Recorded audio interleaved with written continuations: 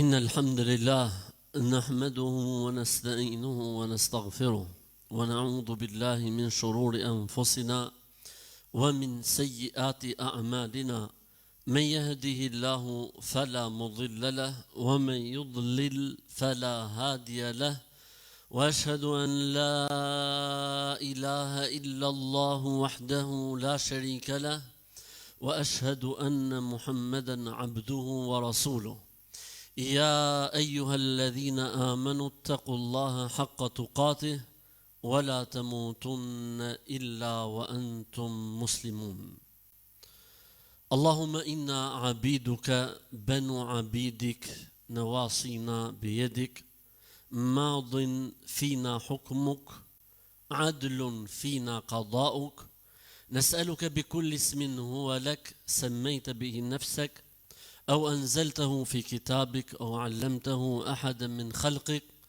أن تجعل القرآن العظيم ربيع قلوبنا ونور صدورنا وجلاء أحزاننا وذهاب همومنا وغمومنا اللهم اجعل القرآن العظيم حجة لنا لا حجة علينا شاهدا لنا لا شاهدا علينا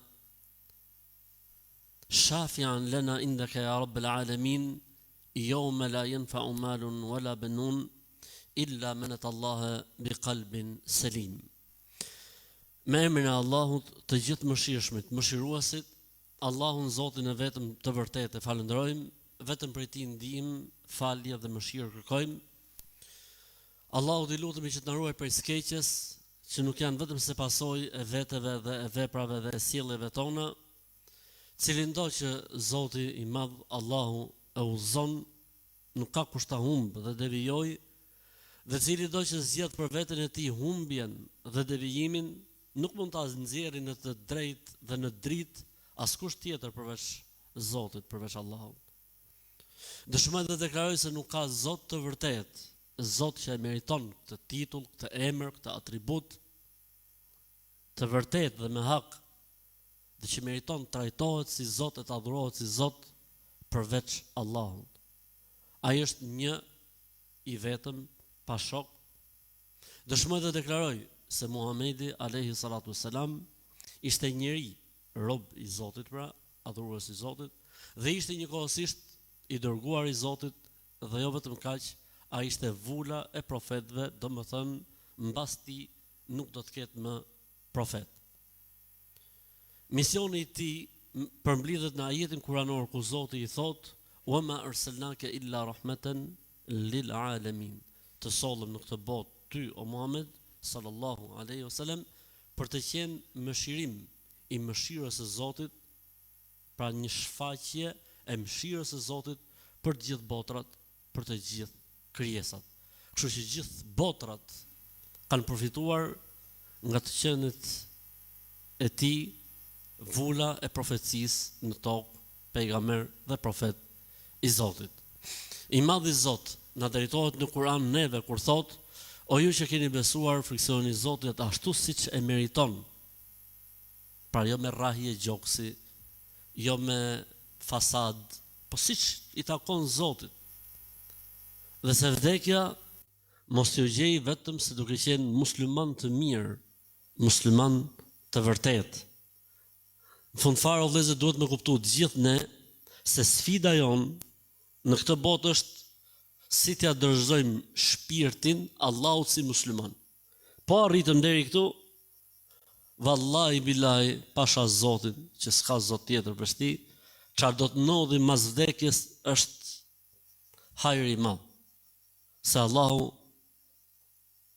nuk e dëmton dhe nuk e dënon të dashmin e tij, qofshim kështu në ato momente kur do të dorëzojmë shpirtin Allahut. Për këtë arsye thot Zoti, kujdes vazhdimisht, dhe se vdekja mos t'ju gjej vetëm se duke qenë musliman me kuptimin, duhet me qenë vazhdimisht në kujdes dhe duhet me qenë vazhdimisht të vëmendshëm, se i vetmi problem që ka vdekja është se nuk njofton se kur vjen të gjen në përgjithësi të papërgatit, atëherë duhet të jesh i përgatit që kur të vi vdekja thosh marhaban bil maut, mirë se erdhe o vdekje, se na çau kokën këtë dynja, na i çau drasat dynja, Nga e shpifi kjo botë e qelbët e fliqme.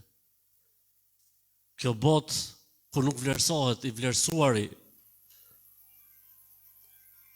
Ku nuk vlerësohet i vlerësuari dhe vlerësohet i zhvlerësuari.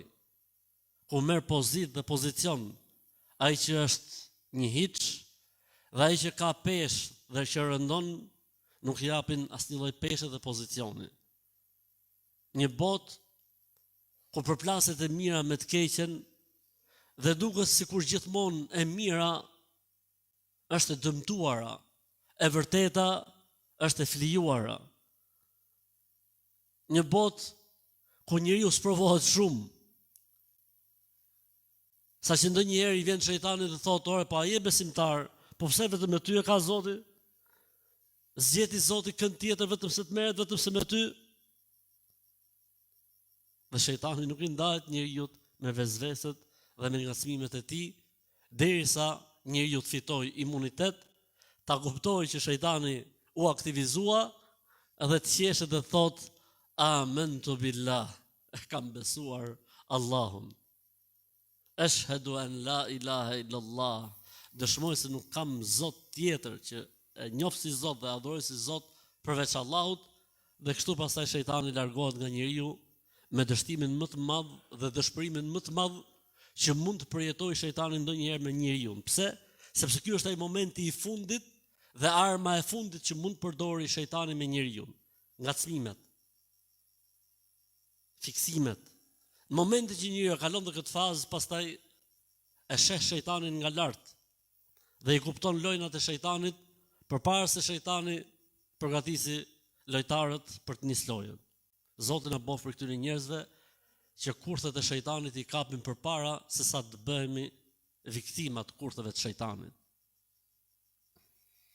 I madhi Zot, Allahu xhalla xhelaluhu, na mëson nëpërmjet pejgamberit alayhis salatu selam një lutje shumë interesante, për cilën pejgamberi alayhis salam ka thënë, kush e bën këtë lutje me sinqeritet, Allahu do t'i largojë atij të gjitha shqetësimet, ankthet, streset, gjithë problemet që i ka.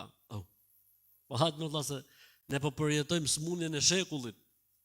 A thua vallë para 15 shekujsh profeti, pejgamberi i Zotit, ke dhënë një zgjidhje? Po.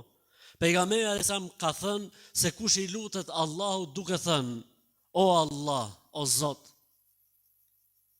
unë jam sklavi yt, robi yt, pengu yt, bir i sklavit, i robit tënd, bir i robreshës, i sklaves tënde. O Zot, çështjet e mia janë duart e tua. Mbi mua zbatohet gjykimi yt. Dhe mbi mua ecën plani yt. O Allah, o Zot, të lutem ty me emrat e bukur. Me emrat e tu të bukur që ti ja ke mësuar dikujt për krijesave të tua. Me emrat e tu të bukur që ti i ke fshehur e nuk i din askush tjetër përveç teje. Që Kur'anin ta bësh qetësi, rehati, prehje, shpëtim, pranverë të zemrës, gjoksit, të shpirtit tim. O Allah, me këtë Kur'an mi largo brengat, hallet. O Allah, me këtë Kur'an më jep çiltërsinë dhe më bëj të kthjellët. O Allah, me këtë Kur'an më ndriço si në këtë botë edhe në botën tjetër. Kush e bën këtë dua me sinqeritet dhe duke e besuar, Allahu xhalla xhelalu, thot pejgamberi alayhis salam, Allahu xhalla xhelalu do të largojë atij, do të largojë hallet, brengat, streset, sikletet, ankthin. Ku dëgjon çfarë mund të jenë këto smundjet postmoderniste që nuk ua dim të gjithave emrin. O vëllezër, një lutje që Kur'ani të jetë ky shkuruesi dhe shëruesi dhe shpëtuesi ynë. Po ai që merret me Kur'anin dhe angazhohet vazhdimisht me Kur'anin, nuk ka dyshim sa e ka punën mbar edhe mirë, nuk ka dyshim. Edhe ne, për këtë arsye kemi hapur një stil të ri hutbesh, meditime dhe stacionime në hutbet në suret e Kuranit, dhe me shpresën e Zotit sot kemi inshallah mbylljen tonë mbi surën El Maide, një sure shumë e veçantë, krahasim me suret e tjera, se merret me detajet e çështjeve, me mrekullitë e pejgamberëve, me ditën e Kiametit e kështu me radhë, dhe ne inshallah taala do t'i fusim një përmbyllje sot së bashku, pra do të bëjmë një përmbyllje të kësaj sure me momentet më interesante dhe, si më thënë ato, mësimet që duhet i majmë në vesh mirë nga kjo sure e bukur, si të gjitha suret, nga kjo sure e mrekullueshme, si të gjitha suret e Kuranit famëlar. Gjëja e parë është mbaje fjalën dhe besën e dhënë. Rri korrekt ndaj kontratave dhe marrëveshjeve të bëra. Këtu Zoti e ka lënë të lirë situatën. Këtu futet dhe marrëveshja jote për të pranuar Islamin. Se Islam do të thotë të pranosh një marrëveshje. Ku ti beson se Zoti, Allahu, është ai i cili menaxhon gjithçka dhe i takon gjithçka, dhe se jeta duhet të jetë në kënaqësi të tij. Kur i ke thonë vetes musliman, do më thonë se i ke thonë besën Allahut, që do të jetoj si mbas kësaj feje. Po kjo nuk përjashton faktin që njeriu duhet të jetë korrekt dhe i rregullt me marrëveshjet e tij me njerëzit. Sepse Zoti që ka urdhëruar të parën është i njëjti Zot që ka urdhëruar dhe të dytën. Ai Zot që ka urdhëruar që me Zotin, me marrëveshjen tonë me Zotin duhet të qenë sa më korrekt, është po ai Zot që na mëson në marrëveshjet tona me njerëzit duhet të jemi shumë korrekt. Madje kjo marrëveshja me njerëzit është madje edhe më nxehtë si situatë. Se njeriu nuk ta bën halal, e Zoti ta fal ndoshta. E marrëveshjet më të rëndësishme njerëzore janë marrëveshjet që kanë bën me paran, marrëveshjet që kanë bën me ndërtimin e familjes dhe marrëveshjet që kanë të bëjnë me ndërmarrjen e përgjegjësive. E bëj unë. Unë jam për këtë punë. Aufu bil uqud, ajeti i parë. O ju që keni besuar, jini korrekt me marrëveshjet, kontratat që bëni. Kjo është e hapur për gjithë. Me Zotin, me profetin alayhis salam, me njerëzit, me hoxhën, me dietarët, me besimtarët, me gjithë. Rri korrekt ndaj marrëveshjes që ke bërë. Dhe marrëveshja nuk është kush patjetër me shku tek noteri. Po marrëveshja është dhe pranimi yt i njëanshëm e asaj që ti deklarove me futjen tënde në Islam, me bindje të pastër, me qetësi, pa ta imponuar kush, pa të dhunuar kush, dhe the gjo, unë tani jam i bindur se kjo është e vërteta nga Zoti i gjithësisë dhe dua të futem në këtë fe. Do të futesh në këtë fe. Kjo është feja e Zotit. Allahu na bëf sa më korrekt në raportet tona me të dhe sa më korrekt në raportet tona me njerëzit. Na mësoi suratu El Maide se njeriu duhet të jetë bashkëpunëtor në çdo të mirë sa herë që i jepet mundësia dhe duhet të jetë sa më larg bashkëpunimit në të këqija sa herë që është e mundur. Aq e rëndësishme o vëllezër është puna e bashkëpunimit në të mira, saqë Zoti e ka quajtur të bashkëpunosh për një të mirë me shpërblim, sikur e ke bërë. Po edhe e kundërta o vëllezër, të bashkëpunosh për të bërë një e keqe, je ortak në krim, Zoti na ruaj. Prandaj kujdes. Bashkëpunoni çdo gjë që është e hajrit dhe e mirë, po mos u bëni pjesë kur bashkëpunimi çon në një të keqe, në një problematik apo në dëmtimin e dikujt e kështu me radhë. Në këtë sure i Madhi Zot na jep një rregull shumë interesante. Mos ju mbart Sa e bukur, subhanallah. Mos t'ju mbart, pa mos t'ju bëj padrejtësia e dikujt ndaj jush që ju të boni padrejtësi ose të hyni në hak. Nëse dikush ka bërë padrejtësi, zgjidh padrejtësinë. Po kjo nuk do të thotë që ti jesh i padrejt në çdo gjë me atë person. E ky është problemi i vetëgjyqësisë. I ke parë njerëzit ti kur bëjnë vetëgjyqësi, gjithmonë kanë drejt. Pse? Sepse i shohin gjërat nga krahu i tyre. Ndërkohë që e vërteta dhe e drejta është që ti të marrësh hakun tat.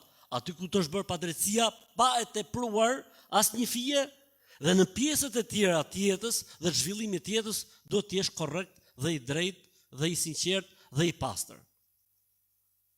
La yajrimannakum shana'anu qaumin ala an ta'tadu. Ajeti vjen më poshtë, alla ta'dilu. Mos t'ju mbart juve padrejtësia që ju ka bërë dikush, që ju të tejkaloni mbi atë që është e drejta juaj, haku juaj. Mos t'ju mbart juve padrejtësia që ju ka bërë dikush, që ju të mos jeni të drejtë. E drejta është e drejtë, padrejtësia që është bërë ndaj teje në një fushë caktuar, në një pikë caktuar, ajo është gjë tjetër. Po do të thuash ti, njeriu duhet të jetë shumë, po, kështu duhet të jetë besimtari, po, fiks kështu duhet të jetë besimtari. Nuk duhet i përziq gjërat. Suratu El-Maide na mëson se kur bën padrejtësi më tepër apo më shumë apo e tejkalon, ti faktikisht i e kthy në zullumqar. Edhe pse origjina e gabimit ka qenë nga pala tjetër. Pejgamberi tha, ruhu tha prej lutjes së atij që i bën padrejtësi, se lutja e tij nuk refuzohet. Pse nuk rrinte tek pjesa e parë? Rri tek pjesa e parë. Të është bërë padrejtësi, drejtoju Zotit. Zgjidhe me Allahun punë.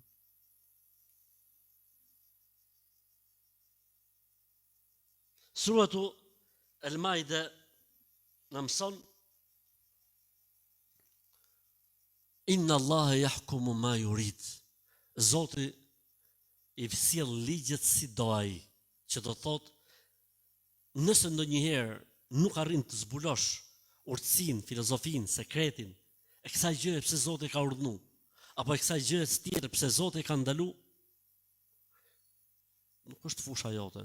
Gjej një ditur se do japi përgjigjen, por nëse ti nuk e gjen dot, kjo nuk do të thotë se s'ka. Po edhe sikur mos të kishte, Zoti është ai i cili gjykon si të dojë ai. Pra ne jemi në rolin e pranimit dhe nuk jemi në rolin e diskutimit. Me Zotin ka kështu vëllezër, zbatim, bindje. Me Zotin nuk ka diskutim. Gjë se kam dhënë mendimin tim. Zoti është Zot, mbaroi historia. E ti ke thonë, unë jam musliman, jam nënshtruar, kam pranuar, jam dorëzuar. Atëherë përderisa i dorëzuar, a mund të ketë këtu vend për abuzim? Mund të ketë dikush që mund ta përdori, kjo është çështje tjetër pastaj. Është shumë e vogël në krahasim me të vërtetën e madhe. Prej gjërave interesante e kam shkëput këtë më shumë për qejf. Tha Zoti, bashkëshortëve tuaja kur bënin nikahun, kur bëhet lidhja martësore, jepini dhuratën që ato e kërkojnë. Ose siç njihet në gjuhën islame mehri, pra diçka që femra kërkon, është e drejtë e saj absolute. Më përpara si ka pas funksionuar, kërkojte plaku ose kërkojte ai babai, thotë du kaq na plona. Edhe kush i merrte parët babai. Edhe i ndajshin me familjen, ai përdorshin ku dëgjon e tjerë dhe goca shkonte vetëm me rroba te burri. Ndërsa në Islam para 15 shekujsh, dhurata është e gocës dhe e meriton goca. Dhe s'ka të drejtë askush ta menaxhoj dhuratën e saj, është e vetja. Për gjërave interesante që ka kjo sure, pra suratu El-Maide dhe për mësimeve të bukura që na jep suratu El-Maide, është lehtësimin që ka sjell Islami në raport me gjuetin. O vëllezër, ne gjithmonë themi që Islami nuk lën detaj të jetës pa e orientuar, ka orientuar edhe gjuetin. Ka rregulla në Islam mbi gjuetin. Si duhet të jetë, kur është të jetë, kemi trajtuar me sa më mend në një hutbe. Për mësimeve të bukura që ne suratu Al-Maida është se Zoti thotë e kam përmbushur, plotësuar fen time Islamin.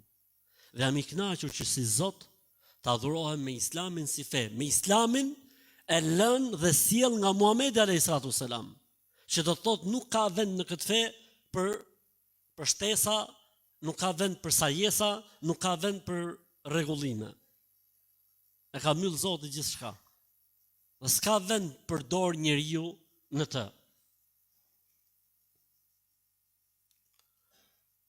Në sura Al-Maida, o vëllezër dhe motra, na kujton me një gjë shumë të rëndësishme që ne është si puna e njeriu që, për shembull, kush prej nesh në ditë thot një herë të vetme, o Zot, faleminderit që më ke dhënë mirësinë e shikimit.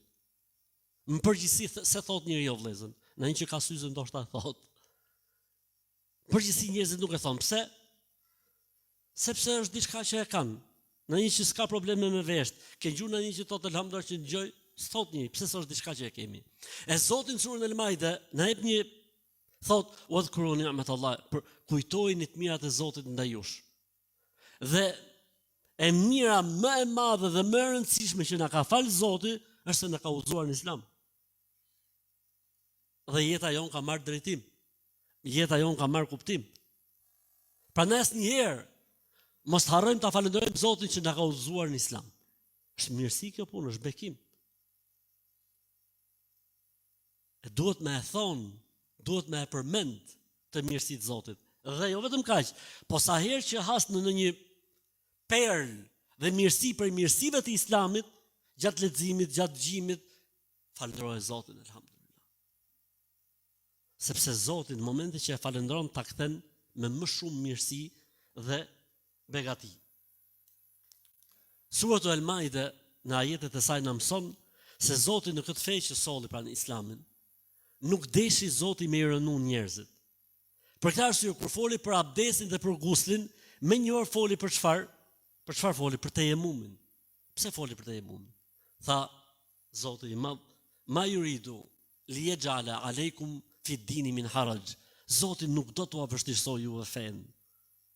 Për këtë arsye ne kemi një kapitull të rëndësishëm në Islam që është kapitulli i pamundësisë. S'mundem mos e bëj. S'ka mundësi, mos e bëj. S'kam fuqi, se ke për obligim. Allahu nuk e ngarkon njeriu tej apo jashtë mundësive të tij. Suratu Al-Maida na jep një mësim shumë të rëndësishëm që ne të falenderojmë Zotin kur shohim këtë që përmend Zoti në surën Al-Maida. Tha Zoti në Kur'an, yuharrifuna al-kalima an mawadhi'ihi. Kan manipuluar të tjerët fjalën e Zotit. Njeriu ka ndërhyrë fjalë të Zotit. Që do thotë musliman, falenderojeni shumë Zotin e Madh, që fjalën e Zotit dhe në fjalën e pejgamberit nuk ndërhyn dot njeriu. Është mirësi për cilën ne duhet të jemi falëndërues ndaj Zotit. Shumë interesante në surën Al-Maida, o vëllezër, ku Allahu xhel xhelalu flet për Isain alayhi salatu wasalam dhe mrekullinë e ardhjes së tij në këtë botë, jep një ajet që thot Wallahu yakhluqu ma yasha. Allahu krijon ç'të dojë ai. Allahu krijon ç'të dojë ai. Se dikush thot po mirë më vëlla, po pse e krijoi Isa alayhis salam pa bab? Allahu bën çfarë dojë. A ka urtësi? Sigurisht që ka urtësi, po të lexosh gjen me 10 urtësi. Po urtësia më e madhe ku qëndron? Fakti që nuk mund të bëhet dikush Zot, apo të adhurohet si Zot vetëm për faktin se nuk ka bab. Se ka parë historia e njerëzimit, njerëz pa nën dhe pa bab, dhe si ka konsideruar askush ata Zot. Po ka parë historia e njerëzimit dhe njerëz me bab po pa nën, e askush nuk e ka konsideruar ata Zot. E pse duhet konsiderohet dikush që lind me nën po pa baba, si Zot, shembulli i Isait te Zoti është i shembulli i Ademit. Ata e krijoi nga balta dhe u bën njeri, këta e krijoi nga njeriu njeri. Faktikisht o vëllezër me drejt Zotit, cila është mrekullia e madhe? Një skulptur balte të kthehet në njeri, apo të lindi njeriu nga njeriu? Është më e madhe, më e mahnitshme, më madhështore nga balta të kthehet njeri, sesa nga njeriu dalë njeri. Për këtë arsye tha Zoti në surën El-Maide, nuk kanë besuar, kanë mohuar ata që thanë se Isai, Mesia është Zot, është Allahu. Ata që thanë janë tre bashk, kanë mohuar dhe nuk kanë besuar. Se Zoti nuk ka nevojë. Allahu është i plot fuqishëm, i gjithëpushtetshëm absolut, dhe nuk ka nevojë Zoti që të ketë ndihmëtar apo ortak, apo të ketë trashëgimtar, se vjen një moment që plakët i shkreti e do shkojnë në shkop apo në pension, edhe vjen çuni, edhe merr fronin dhe trashëgon babën, kjo gjë në Islam nuk funksionon. Zoti tek ne është një dhe i vetëm absolut, lem yelid wa lem yulad, s'ka lindur ai vet, po edhe nuk ka lindur askush prej tij. Sepse po të hapim derën e lindjes, atëherë i bie që fëmia i ngjan kujt? Babës. Atëherë dhe baba ka një ditë lindje, ha t'i gjejmë babën babës tani. Edhe futemi në një vorbull që nuk ja gjen në fundin, jo deri në ditë kiametit, po deri në përjetësi nuk ja gjen në fundin. E Zoti është Zot, se s'ka fillim, s'ka mbarim. Është absolut, nuk ka trashëgimtar dhe nuk lind prej tij askush. E këtë suratu El-Maide, kësaj pike do më thënë, suratu El-Maide i mshon fort. Për gjërave interesante dhe mësimeve të bukura që na jep suratu El-Maide është historia e Musait me popullin e tij, e krahasuar me historinë e pejgamberit alayhis salam dhe popullin e tij. Në një moment lufte, Musa alayhis salam i thot popullit të tij, "Ejani, futemi në luftë." I thot populli Musait alayhis salam, "Idhhab anta wa rabbuka faqatila inna hahuna qaidun." Shko ti dhe Zoti luftoni, kur ta fitoni ju luftën ne po vim të festojmë. Një ngjarje e ngjashme i ka ndodhur pejgamberit alayhis salatu wassalam në rastin e Bedrit. Dolën për punë tjetër, e Zoti tha jo do të luftoni, s'kishin dalë për luftë. Dhe filloi diskutimi shejtani të lozte me njerëzit. Pejgamberi alayhis salam i mlodhi dhe ju tha, "Çfarë mendoni?" Të dyja grupet, muhaxhirët dhe ensarët o vëllezër, kanë dhënë këtë përgjigje. O pejgamberi i Zotit, të kemi besu për diçka që është shumë më madhështore se sa kjo. O pejgamberi i Zotit, nëse ti do të na thuash, than një grup, futuni në përshkretira pafundësisht, do të eci mas teje mes shkretirave, nga të shkosh ti? Grupi tjetër tha, o pejgamberi i Zotit, sikur ti të na thush futuni në kom në det, do të futemi në kom në det. Dhe të dyja grupet thanë, o pejgamberi i Zotit, ne nuk themi ty, shko ti dhe Zoti lufto, po ne themi, shko ti dhe Zoti dhe ne do të jemi me ju bashk. Dhe ndodhi mrekullia e Bedrit, përpallja dhe lufta e parë që pati pejgamberi sallallahu alaihi wasallam me kurejshitët. Në surën El-Maide na jep edhe një mësim tjetër shumë i rëndësishëm. Është e vështirë pak kjo që të them o vëllezër, po më mirë kështu. Gjoja.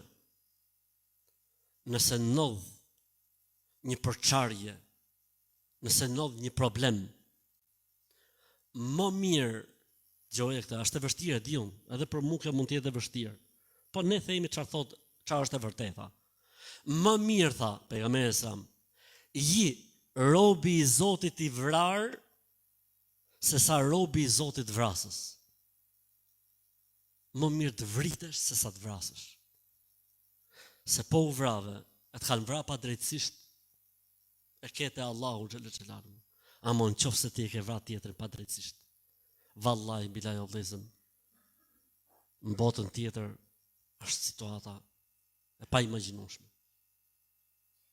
Edhe këtë gjë Zoti na e tregon në surën El-Maide tek historia e dytë djemve të Ademit alayhis salam. Për këtë arsye tha pejgamberi selam, nëse ndodh një përçarje apo një sprov diku, më mirë robi i Zotit i vrari se sa robi i Zotit vrasësi.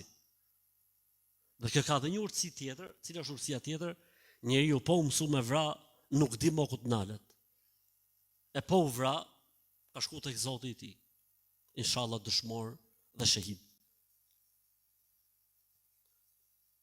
Na mësoi suratu El-Maide se sëmundja më e keqe që përjeton njerëzimi o vëllezër është sëmundja e smirës dhe hasedit. S'ka gjë më të keqe se sa hasedi, se sa smira, se sa zilia. O Zot, ruaj popullin ton nga kjo sëmundje, se vallahi bilaj është shumë e përhapur, shumë e zhvilluar, shumë e lulëzuar. Ne ndoshta o vëllezër kemi mungesë shumë të madhe në shumë gjëra, ama në zili, në smir, mund të t'japim borxh, mund të t'japim me qera, sa të dush. E kemi shumë të zhvilluar, subhanallah. Dhe kjo është si pasojë e asaj që prodhoi sistemi brezin. Se nuk ka qenë kjo gjë tek gjyshri tanë, nuk ka qenë. Kanë qenë dyrë të hapme, s'kan pas dyrë të shtëpi. Kalojt e njeriu, thot, tregojnë vjetrit, kalojt e nga rruga Elbasanit në rrugë Dibrës, shpi, avlli, kishte nga i derë që i lidhte të gjitha, edhe kalojt e kur dojtë më qef prej armikut, e nuk e kapshin gjallë në botë. Kanë qenë zemrat e hapme, kanë qenë zemrat e pastra, nuk ka pas zili, nuk ka pas mirë. Erdhi sistemi, e zhduku shpirti nga njeriu, e tjetërsoi njeriu. Do ta haj robin gjallë, do ta haj një gjallë. Ku arriti ky më? Po ku bon ky më valla? Po si më i martoj gjithë kalamajt valla? Po si i ka gjithë në punë valla? Po çfarë kemi si me hallin tat? Shif korrigjo problemet e tua, ç'kemi tjetrën valla? Ç'është ky shejtan ka gjë madh valla? Pse është i vetmi vend në botë ku shejtani vun nga obeziteti? Ku shejtani vun nga diabeti? Si ka mundësi më valla? Smire e madhe, pa fund. Ka fryk njëri të keti sukses në jetë. Ka fryk të arrit diçka. Fillon mlefi, shqip një komentet që bënë për rrjetet sociale. O Zot çfarë mlefi, o Zot çfarë urrëtie. O Zotni, nuk të pëlqeu suksesi që pati filoni, boj blok mos e shif deri në ditë kiametit. Mos u futet llafare. Jo më valla, po ku bone ti? Kush të pagu ty? Po kush jeni ju? Po ne jemi Zoti më laj. Po ja vetëm aty në Facebook, aty në Facebook apo për rrjetet e tjera mbetet e shkruar. Po sa është e pashkruar. Sa është e pashkruar. Thot një proverb, thot o ma khafia a'dham, e çfarë është e fshehur e pa deklaruar është shumë më e madhe. Suratu El-Maide na jep një mësim shumë të rëndësishëm o vëllezër, që kush e beson Zotin, kush e beson, dëshiron ndërlidhjen me të, dëshiron të ketë kontakt me të. Dhe feja për këtë punë ka ardhur. Si të mësoj që ti të ndërlidhesh me Zotin, si me veprat e mira, duke u kufizuar nga gabimet, nga haramet, duke u penduar, duke i lutur Zotit me emrat e tij të bukur dhe atributet e tij të larta. Kështu njeriu krijon ndërlidhje me Allahun xhel xhelalu, gjë që e ndjen ai i cili e bën këtë punë tradit dhe zakon. Suratu El-Maide na mësoi se të vrasësh një njeri pa drejtësisht është një zë sikur të kesh njësoj sikur të kesh zhduk gjithë botën. Dhe na mësoi suratu El-Maide se të shpëtosh një njeri apo të japësh jetën pra me kuptimin ta ndihmosh për të jetuar, është njësoj sikur ti jesh bërë shkak të shpëtoj gjithë njerëzimin. Suratu El-Maide na jep një ilaç shumë interesant për profetin, por do ta përdorim edhe ne. Për qetësi shpirtërore, sepse njeriu është i tillë që kur ngjon, çfarë ndodh me njeriu? Kur dëgjon, ngarkohet, preket, E përjeton. Çfarë i tha Zoti pejgamberit alayhis salam? Ala yahzunka qawluhum. O Muhammed, mos u pikëllo, mos u mërzit për atë që thon. Pra, siç thot populli, mos e avar asaj që thon. E gjithë problemi jonë është se ne ja varim, e ngjojmë, e lexojmë, reagojmë, emocionohemi dhe pastaj atë që e vujmë jemi ne. Të parët.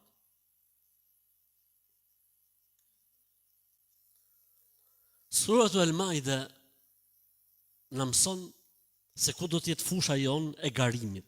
Tha Zoti, fastabiqul khairat. Vraponi, garoni për veprat mira. Se këto gjona të kësaj bote o vëllezër, këto kina për t'i lënë. A më të mirat që bëjmë, do i marrim me veten varr, edhe do të jemi me to përpara Zotit ditën e Kiametit. Suratu El-Maide, pra kjo sure që ne kemi lexuar, na jep një mësim shumë të rëndësishëm, edhe ky është pak i vështirë, po e themi. Thot Zoti, me yertadid minkum an dinihi fasawfa yati Allahu biqaumin yuhibbuhum wa yuhibbuna. Kush e lën fen për jush, do të sjellë Zoti të tjerë.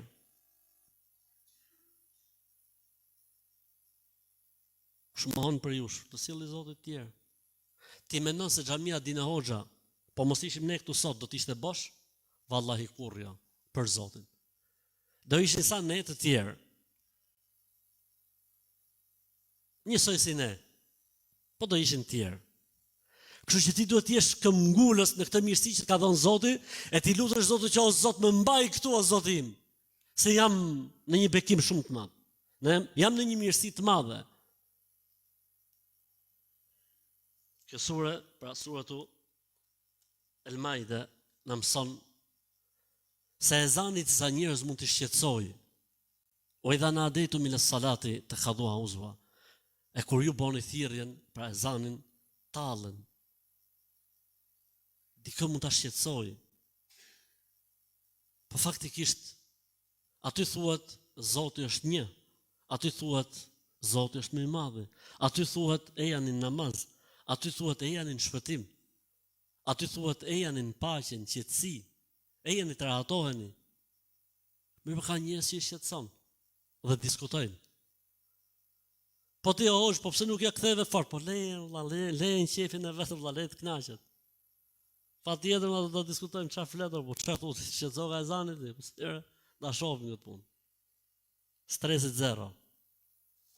E suratu El-Maide e tregon këtë gjë që ka njerëz që si thot pejgamberi sa kur thirret ezani, shejtani ja merr vrapit. Po ka ca njerëz që ja kanë merrë në trup. E kërcejnë ata, nuk kërcejnë shejtani, po kërcejnë ata. Suratu El-Maide është vetëm sure, dëgjoj këtë. Është vetëm sure që ka një ajet ndryshe nga të gjitha herët e tjera kur përmendet ky ajet. Dëgjoj. Thot Zoti: "Wa'lamu anna Allaha shadidul iqab wa annahu wallahu ghafurur rahim." Është vetëm një ajet në Kur'an, në gjithë Kur'anin e gjen kështu. Dijeni se Zoti është falës, i hatashëm dhe mëshirues i pakufishëm, dhe se ai është një ndëshkues i ashpër kur ndëshkon. Këtu e gjejmë të kundërtën. Këtu thot, dijeni se Zoti ndëshkon ashpër, ama dijeni se Zoti është falës dhe mëshirues. Pse ka ardhur vetëm në këtë sure në këtë formë? Thot komenti. Thot sepse është vetëm një sure ku i mshohet fort haku të njerëzit. Të drejtës njerëzit. E Zoti sikur po thotë, "Ej, po shqepuna me njeri, dënimi është i rëndë. Ty s'ka tolerancë. Po shqepuna me mu, Allahu fal dhe është i mëshirshëm." Suratu El-Maide na jep një mësim të rëndësishëm gjithashtu, që është mësimi i asaj që ne nuk duhet ndjehemi komod nëse dikush nuk është në këtë mirësi dhe në këtë begati. Po duhet jemi këshillues. orientues. Sepse është në specifikimin tonë si besimtar këshilla për mirë dhe këshilla për të penguar të keqen dhe gabimin. Nuk është normal që ti jetosh diku, po adhurohet dikush tjetër veç Allahut, e të duket vetësh duhet mos e jam mirë për veten time. S'është normal. Ti ishi një ambient kur njerëzit nuk falin namaz dhe mos ta japshi këshill. Ti ishi një ambient ku tallet dikush me Zotin apo me pejgamberin e mos të luaj zemra, e mos të ndalosh thosh, "Ej, stop ose përndryshe unë çohem prej këtu." Ju jeni ndër më të zgjedhurit sepse ju dini të urdhroni për të mirë dhe të ndaloni nga e keqja. Kto ishin disa mësime të shkëputura sepse mësimet e surës Al-Maide janë shumë, po jam munduar të kap më pikantët. Sura Al-Maide na mësoi se njeriu nuk duhet të ndalojë të mirat që i ka falë Zoti në emër të Zotit. O vëlla, ajo që është halal duhet më e bëj sa është halal. E kundërta, njeriu nuk mund të bëj halal atë që Zoti e ka bërë haram. Nëse e bën njeriu këtë punë, ka hyrë në konkurrencë dhe në rivalitet me Zotin. E kush e bën këtë punë o vëllezër, duhet me fiksu mirë, është i pa fe. Pra nëse Zoti thotë kjo është halal, dhe vjen dikush thotë jo, Allah çfarë thotë është haram. Dhe Zoti thotë për diçka kjo është haram. Dhe vjen dikush thotë po s'ka gjë më se të bën mirë për trunin. Është i laç ka thonë, po dëgjon se kush. S'ka gjë më vëlla se tani bota ka ndryshuar një, është sidomos tani që është ndihmër një herë. Ky njeri që e thotë këtë fjalë ka dalë nga Islami, s'është më musliman. Pse? Sepse i ka hyrë Zotit në konkurrencë. Për mësimeve të bukura që ne Sura Al-Maide indirekt është se çdo lloj armiqësie dhe përplasje mes njerëzve mbrapa asaj është shejtani i mallkuar. Po jo më sa ai ma tha vetëm ku ishte shejtani aty nuk pa shejtan, po nuk është kush ta shohësh ti shejtanin, fal Zotit. Shejtani është mrena robit. Dikush e prangos, dikush e mban, dikush tjetër ja ka liru të gjitha, edhe thjesht ky është njëri që flet në emër të djallit. Innama yuridu shaytanu an yuqi'a bainakum al-adawata wal-baghdha'a fil khamr wal-maisir. Zoti do me fut mes jush armiqësi. Shejtani do që të fusi mes jush armiqësi. Në rastin e alkoolit dhe të bixhozit. Po në përgjithësi shejtani këtë do. Për këtë arsye tha pejgamberi sa në një hadith, shejtani tha i ka humbur shpresat që të adhurohet. Por tha, është vetë mjaftuar me armiqësinë që kanë njerëzit me njëri tjetrin. Pra armiqësia mes njëri tjetrit për shejtanin është njësoj si kur me adhuru. Prandaj nuk do të japim këtë kënaqësi o vëllezër. Në momentin që ndizet diçka, jitje i pari që tërhiqet. Boja halal, fale. Sa do të jetojmë me burr? 300 vjet do të jetojmë në këtë botë. Pa të burr të shtyjmë këto 300 vjet, do iken një ditë. Në surën Al-Maide Zoti na mëson mos u mashtro thot kur e keqja është me shumicë. Më mirë pastër e pak e halal se sa e keqja me shumicë. Sot nuk janë njësoj, thot, nuk barazohen. Edhe nëse është në shumicë të madhe e keqja, ti rike e pastërta. Ti mos po gjithë po e bëjnë. Po më vëlla po gjithë or vëlla, ti kur do dalsh përpara Zotit, nuk mund të thosh Zotit, po gjithë e bojshin, po mos ta kisha nxjerrur, do ta nxjerrte ai tjetri përballë meje, dhe aty do ecë të biznesi tregtia dhe unë do të falimentojsha. Po pse më është kusht që të fitoj xhenetin me pas një biznes të suksesshëm? Nuk është kusht më zotni. Më mirë thuj Zotin falë të vëlla, se kështu e shoh, se sa të bësh justifikime se jo, po nuk e patën ta ketë ai përballë me edhe si justifikohesh më vëlla. Thuj Zotin falë të në hec, mos bë filozof. Mos bë të mençmin.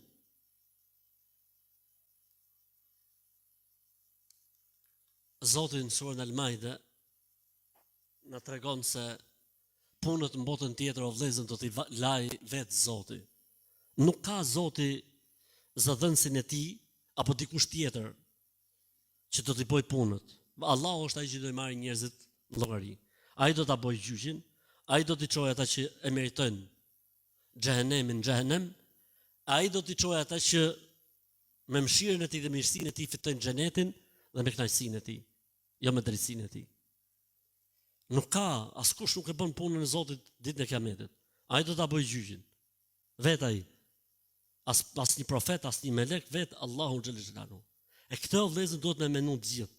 I ditë do dalim përpara Allahut subhanallahu. Këtë gjë njëri do ta mendoj, si do dal para çfarë do i them vëlla? Si do i përgjigjem? Le të jetë ky një moment reflektimi në këtë botë dhe zgjimi nga hutia. Tha Zoti, hadha yawmu yanfa'u sadiqin sidqum. Kjo është dita që njerëzit që janë përmbajt me drejtësi të vërtetës, kanë jetuar me të vërtetën, kanë punuar me të vërtetën, kanë ecë me të vërtetën, dita e Kiametit për ata do të jetë bekim i madh. E kush ka bë lojna, e kush ka bë falsitet, e kush ka bë fasad, kush ka bë gropa, ku dëgjon etj, ai vallë e kanale, vallahi ai do ta ketë punën keq ditën e Kiametit. Zoti na ruaj. Allahu na ruaj dhe lut Zotin e Madh që ta lexojmë herë mbas here surën El-Maide, se pasha Zotin o vëllezër kanë nxjerr shumë pak nga ajo që faktikisht duhet nxjerrja nga sura El-Maide, po i bite që trishin deri në akşam. Kështu që po e mbyllim me kaq duke ju thonë, kur shkoni në shtëpi e keni për detyrë shtëpie që ta lexoni surën El-Maide në këtë javë. Edhe ndoshta gjëra që unë nuk i kam thënë, ti shkruani ju si dobi dhe urtësi dhe bekime dhe perla nga suratu El-Maide. E mbyllim këtë hutbë xumaje duke ju kujtuar me diçka. Dje në mëngjes ka ndruar jetë ish imami i kësaj xhamie, Hoxha Selim Tota, Allahu e mëshiroft. Hoxha Selimi ka qenë hoxh për hoxhallarët, ka qenë mësues për nxënësit, ka qenë drejtor për mësuesit, ka qenë këshillues për njerëzit, ka qenë me të gjitha rolet dhe pozicion, ka qenë si prind për rindin, ka qenë në këtë xhami në një kohë, ka ardhi imam në një kohë kur ka pas le të themi një lloj rinia dhe le të themi ka pas një lloj përplasje mes rinisë dhe traditës, moshës vjetër, komunitet, ka pas diçka domethënë atë kohë, erdhi Hoxha Selimi dhe i qetësoi gjërat me urtësinë e tij, me maturinë e tij. Dhe kur kam ardhur pastaj më vonë më thon drejtën, nuk është se kam vujt shumë, se i kam gjetë gjonat për Hoxha Selimit gati, pothuajse të gjitha. E Zoti më mëshiroft, ja kemi fal dje xhenazën dhe e kemi varros dje. Zoti e pas të fal, Zoti e pas të mëshiru dhe qoftë varri i tij kopësht për kopshteve të xhenetit, e Allahu na takof me të në ditën e Kiametit. Amin.